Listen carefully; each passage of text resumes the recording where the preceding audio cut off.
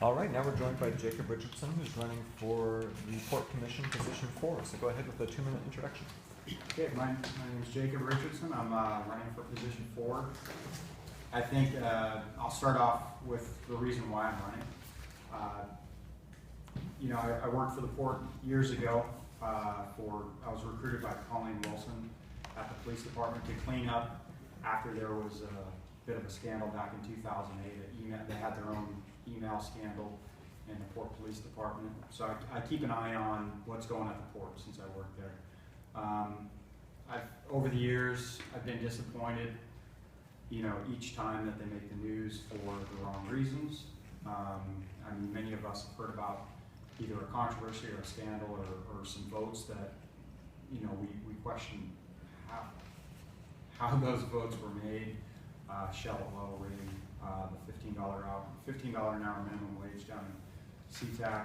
So anyway, when the most recent news came out that the retention bonuses were paid out illegally, and the biggest bonuses went to the port execs and the CEO, I don't know about you guys, but I thought retention bonuses, come on, it's fine for rank and file, but why are these going out to the execs? Why are they going out to the CEO?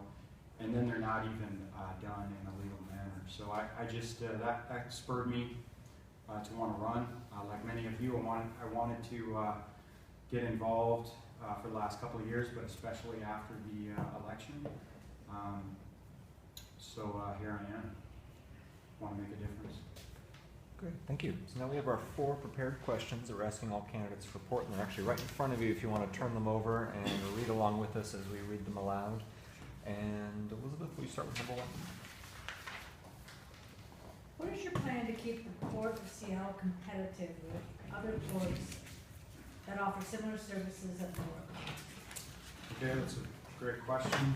I know this, it's big news these days. Now that we have the Northwest Seaport Alliance, everybody's like, well, hey, was this a good move? Are we more competitive now than we were before? And I think the data is showing that we are. Last year we had our greatest volumes in cargo shipments in a decade. So I think that was a huge step in the right direction. I know one of the things that the port has done is they try to highlight that now that the Panama Canal is widened, how do we compete if it's if it is more expensive, right? And I know one of the things that they've done is they commissioned a study that showed that it's greener. There's less of a carbon footprint if ports from Asia ship to Seattle and then ship by rail, as opposed to shipping through the Panama Canal. So, studies are great, and I think we do need to continue to highlight this, that it is a greener option for people to ship through Seattle. Seattle is sometimes called the Port of Chicago because a lot of the goods that come through Seattle go to the Midwest. I think there's other things we can do. I do think studies that I've read show that it is cheaper to ship directly through the Panama Canal to other areas. So, I think we need to continue to highlight the fact that it is a greener option. We need to invest in freight rail so that maybe we can help reduce the costs for some of the shippers and some of the rail lines. And hopefully we can continue to compete. Brittany, number 2. What is your position on the leasing of port facilities to oil drilling operations? I think, so I had strong opinions on this, like many other constituents did. I think, I know what a lot of the commissioners said after the vote occurred for the Shell oil rig. A lot of them said, hey, if we didn't allow them to dock here, another port would have, and we would have lost so many millions of dollars, and it wouldn't have made a difference. Well, see, that's where I think they're wrong. It does make a difference. This is Seattle. We shouldn't be afraid to set the example when it comes to being a leader, you know, in the environmental movement. You know, money's one thing, but people do look to us. You know, I work in affordable housing. I was at a conference not that long ago, and the things that we're doing around here, not just in affordable housing, but in, you know, environmental protection, people do look to us. There was a lady that she was a economist for Redfin, and she was speaking at the conference, and she said, you know, I wish I could tell you, you know, we have an idea that will work great in Seattle, but to tell you the truth, back east, a lot of people are looking at us as the, you know, for answers, you know, on a lot of these things. So you know, back to the oil drilling operations, my position is we need to be a leader and not be afraid to stand up. You know, if I'm on the commission, I'm not going to be afraid to vote with my conscience. You know, the sooner we transition to a clean, green economy, the better. I've got a 5-year-old son. You know, it's looking bleak for our kids and our grandkids. We need to look at the big picture and have the courage to stand up. And I'll do that. Okay, Clayton, number 3. What changes or reforms do you support for the Port Commission itself? You know, one of the things that comes to mind, so our campaign was endorsed by Mia Richardson. We got the first endorsement of this campaign, of this race. One of the things that she advocates for, and a lot of other state legislators that are in King County, that represent King County districts, they're advocating for a Port Commission that is similar to the King County Council, and that it's each commissioner would represent an area of the county. And I think this is a great idea. I think one of the problems with the commission is that they haven't been responsive to constituents, and I think a great example of this was the $15 an hour minimum wage that was passed in CTAC. A lot of the local government entities, when it's been passed, they take more of a wait and see approach. They're like, we don't know how this is going to play out, but let's wait and see. You know, the voters voted for this. Let's see. The Port Commission did not take a wait and see approach. They actively opposed it for 2 years until the state Supreme Court stepped in to implement it at the airport. So I think you know, that's one example of how the commission hasn't been responsive to constituents. Those were Port constituents that voted for a $15 an hour minimum wage in CTAC. So, I mean, I think they're just that's one example. There's been a number of other examples where they're not being responsive, and I think that might help solve that problem. Thank you. John, number 4. Do you believe we have achieved full transparency in the port's contracting and compensation practices, and where do you see possibilities for further improvement?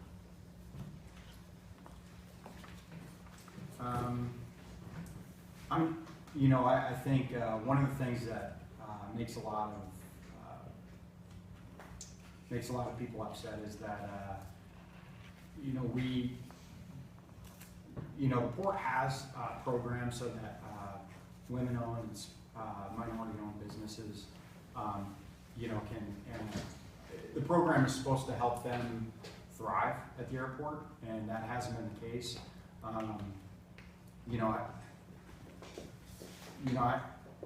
I don't know if that actually gets to this question. I would just say, just to answer this question generally, I would say the port has continued to have an issue with transparency, in general. So I would say it's probably the case for this as well, without being more direct to your question. I may have to look at this issue a little more before I can answer it properly. Great, so now we'll open up to follow-up questions. These are 1-minute answers. And people can ask whatever they want. We'll start with Bevan and then Jason. So I hear you saying that you really want to make a difference and make a change. Given that the commission is a part-time commitment, how do you see your individual ability in Okay, I think, you know, I actually work on the staff of a commission, the Washington State Housing and Finance Commission. So I understand how a commission works, and I understand that, you know, I worked on staff for a while, and I've had a lot of interactions with the commissioners, and I understand that you can be on a commission and you can not do a whole lot, or you can, and we have some of them, and we've had some of them over the years, or you can be on a commission and actually really tackle some issues. You know, it's a part-time thing, so you're not going to tackle every issue. What we've seen at the port is some commissioners have really grabbed onto certain issues. Commissioner Creighton, I know, really focuses on airport operations and things that are going on at the airport. That's one thing that he really likes. So I think this is one approach, is to kind of pick an issue, you know, and really focus in on it. You know, so I think one of the things, if I was gonna, I don't have a lot of time, but if I was gonna pick one issue, it might be income inequality. The port has a big effect on our local economy. This is something that hasn't been addressed. And maybe someone can ask a follow-up about that in a second. So Jason and then Clayton. Could you describe some of your work with transitional resources? Sure. And how that could maybe impact some of the interns that the board employs? Okay, yeah. So those of you that don't know, Transitional Resources is a mental health services and housing provider. I got involved with them because I work in affordable housing and homeless housing. I do a lot of homeless housing projects with services. I think that's one thing that I'm not sure if the port even has a program dedicated to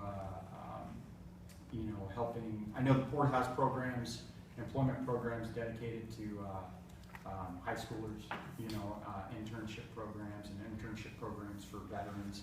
I was actually involved in one of those programs, but that would be a great idea. I think that would be a great idea, is to have some kind of a program dedicated to helping folks with these issues find employment. Why not? Why not? Right, Clayton. Could you tell us a little more about your background?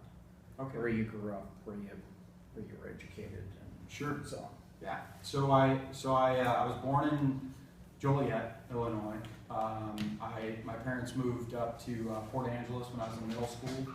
So middle school and high school in Port Angeles.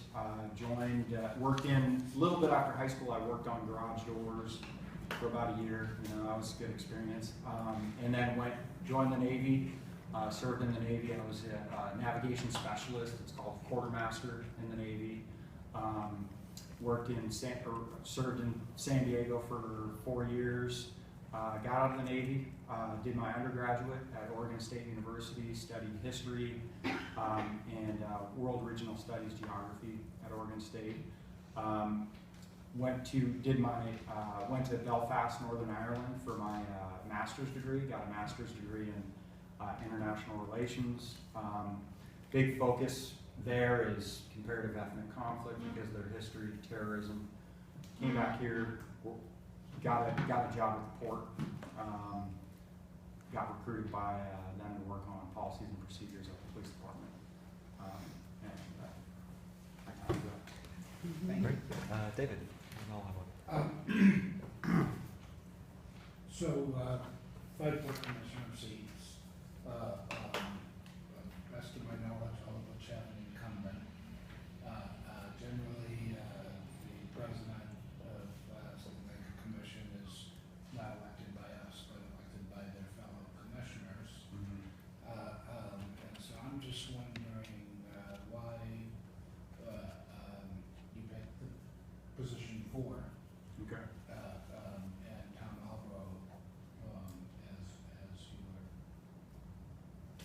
your It was totally on purpose. So Tom Albro, he gets along well with other commissioners, but these are nonpartisan positions. But Tom Albro is a Republican, he has, from what I've heard, he does you know, he does advocate for, you know, he's an environmentalist.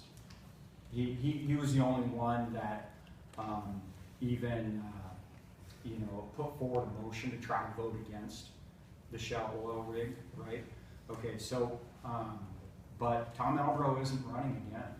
We came out hard against him. You know, we hit him because of this, mainly because of this most recent controversy and the leadership that he didn't show when, you know, it all came out. The CEO, you know, had a DUI last year. They kept him on. You know, he had all kinds of behavioral issues. They kept him on because he was showing a lack of leadership. That's why I decided to challenge. Great. You had, in a previous answer, started to talk about income inequality and your ideas there. I want to give you a chance to talk about that for a minute. Okay. And I don't, you know, the port has a specific job. You know, the port is there to facilitate trade. It's not there for activists to stand up and, you know, make resolutions that aren't really going to make a difference. That does happen sometimes in different government entities. But I do think because it's, you know, our largest driver of our local economy, you know, the port has to play a part in addressing income inequality. It's one of the biggest issues that we're facing these days. You know, union representation's been going down for the last 40 years. You know, a lot of folks can't make it. A lot of people down in SeaTac around the airport, they're making $15 an hour now, which is great. But a lot of other folks are still not making it in King County. You know, working 2 or 3 jobs. You know, as the government entity that says they want to create jobs, you know, I think the port should also be addressing this huge issue. So, Can I take another question or two? Click. Would you, maybe I missed this. It's not possible. But would you be in favor of reforming the port commission, such that commissioners were paid? they are paid now. They are being paid now. Or are you saying so they aren't being paid? No, so they are. So they do get paid. Because They upped it a couple of years ago. It was Yeah. a stipend, now it's Yeah, the it was. legislator's salary. 3 years, it was something like $10 a Like year. 50 cents, and now it's Yeah. 40-something thousand a year. Yeah, It's 40K. 40-something, it's whatever, it's tied to the legislature, I Yeah. think, isn't it? yeah, I think so. Okay. So why don't I flip this question a little bit? Would you support having the Port Commission go to a full-time salary? Because I believe the 40K, whatever it is technically part-time. Should it be like the Seattle City Council or the County Council where it's a full-time position and maybe You know, even I- 6 figures? I think there would be value in it being a full-time job. From what I hear, a lot of the commissioners say they spend 30 hours a week, or more on the job. I think if you're required to spend that much time, that's fine. But if I know like Fred Fellman, he's required to hold down a regular job. I would be required to hold down a regular job if I were on the commission. So given that's the case, then it makes it a little tough for some people to spend that much time on the issues, and maybe they're doing what they have to do, but maybe they could be doing more. And it's an important, Port of Seattle's huge, around here, and I think, maybe that would help address some of the issues with the oversight, or lack of oversight that we've seen. So we've got time for maybe one quick one. John? Ask the same question I asked last time. So we've talked a bit about minority contracting, and there's things that can be done in hiring.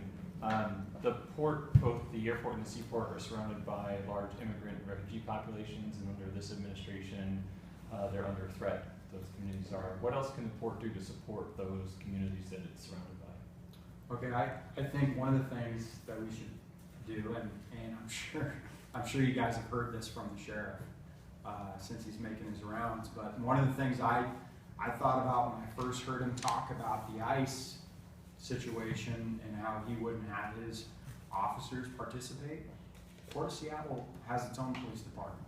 And I would say that they, like, you know, you mentioned the communities that surround the airport and the seaport, you know, they're more likely to come in contact with a lot of the immigrant communities, you know, than the sheriff's office. So I would say first off, you know, if some of you aren't familiar with the situation, ICE, what Immigration Customs Enforcement, I worked for Customs before. I wasn't an ICE agent, I was an import specialist. But what ICE will do is they'll go in to local law enforcement and they'll get an agreement so that not only will the local law enforcement officers carry out immigration operations, but ICE will actually wear the uniform of the local law enforcement officers. I think that's wrong, and I think the Port of Seattle Police Department, we should find out, hey, is there some kind of agreement that's already been made? If I was on the commission, that, you know, I would definitely bring that to light. And I know many of the people on the police department, I work with them, so. Great. So we're about out of time. If you want to take 30 seconds for a closing statement. Okay. I just wanted to follow up on some of my more of my experience, if I can, just because I think it is relevant. You know, I did, as I mentioned, I worked for Customs and Border Protection. I was an import specialist. I worked on international trade issues. I talked to John Crichton a couple weeks ago, and he said, "Oh, that'd be great to have on the commission." You know, I think it would be great to have on the commission too. So, you know, I just wanted to say, I've worked with the Navy. I volunteered with the Coast Guard for a couple of years. I've worked for Customs and Border Protection, but my passion is really to make a positive difference in the lives of the people of King County. I work in affordable housing right now. I don't think the Port of Seattle should just stand by and facilitate trade and say they're for economic development if there's something that the port can be doing to help folks out. So those are the opportunities I'm going to be looking for if I get elected to the commission. And I ask for your endorsement and your vote. Thanks. Great. Thank you very much.